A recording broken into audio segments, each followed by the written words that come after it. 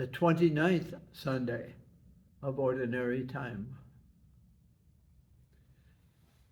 The first reading is almost humorous, but serious.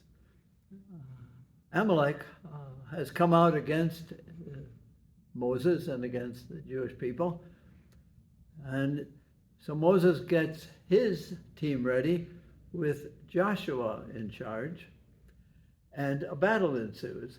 And it says, and this is the story, that as long as Moses had his arms out, they were winning.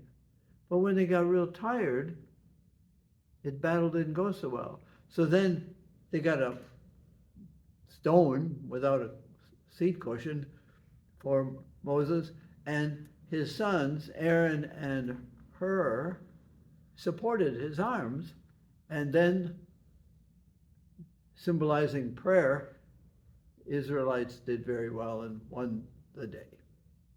So that's an interesting historical story. The gospel today is very important. All the gospels are, but it's about prayer. And there's a story about a judge who is disrespectful for everything, doesn't fear God, doesn't respect the needs of others. But there is a widow. Widows are very important in the Gospels because widows and orphans are the poorest. And because they are at the center, women and children are at the center of family life, which is so sacred in the time of Jesus, they come, the widow comes and often demands the judge to give her a just decision. And finally he says, well, I better give in to her because otherwise she'll break into my house. Well, that's not exactly an image of God. And we have to be honest about that. But let's be honest about how we pray too. We pray always. Paul says, pray always. You can't do that verbally. You can't do that mentally. There are too many things about which to think and to speak. But interiorly, human beings, all of us, are longing for truth, beauty, honesty, love. That's always in there. It's always praying. It's always reaching out. Sometimes praying to false gods for truth, beauty, unity, and love. But the longing for those is our prayer. Whether we have words for it or not, we are always seeking those four interior treasures. And when we pray for others, we are really praying with something in us that is called care and love. And we want peace in other families, healing in other person's lives. But it's all about my longing extended to help them. There's a goodness in our longing. It can be perverted. We can be seduced by temporarily satisfactory longings. That longing is a gift from God.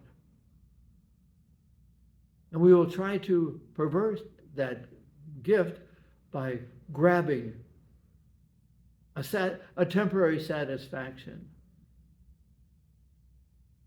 But whatever we grab for, it will always be temporary and slowly come back more, please. Longing for more, hoping for more. And then at the end of the gospel, Jesus says, well, when the Son of Man comes, will the Son of Man find faith in the world. Faith that allows us to live with the reality of the prayer that doesn't have words. It can have pain. It can have joy. Our hearts, our souls, our spirits long for God. We can get temporary gods. The widow calls for what she wants. Care. That comes from inside her, comes from around her. She's a widow. She's poor. We are poor in the sense that we will always be longing, always be reaching for. In a sense, our hearts, our minds, our souls are like Moses' arms, longing for peace, longing for comfort. And Aaron and Ur represent the community that supports our longing, a communion of faith, parishes and communities, helping us live with the longing, that live with the prayer that is always there. And when we ask for this or for that, it's coming from something deep inside. Truth, beauty, love, honesty, unity. We long for that. It's always in us. It's always praying. We are praying constantly. And the God, not like the judge, but the God in whom we have faith and trust, is very attentive to us. And we live in faith, hoping that we can have some experiences of that on earth that we long for in heaven: unity, beauty, truth. That's our prayer. And we receive the Eucharist, the grace of God's truth toward us, saying, I encourage you, I live with you in your longings and your hopings, and I forgive you when you grab for false gods. I still will come loving you. We receive it in the Eucharist. We receive it every day.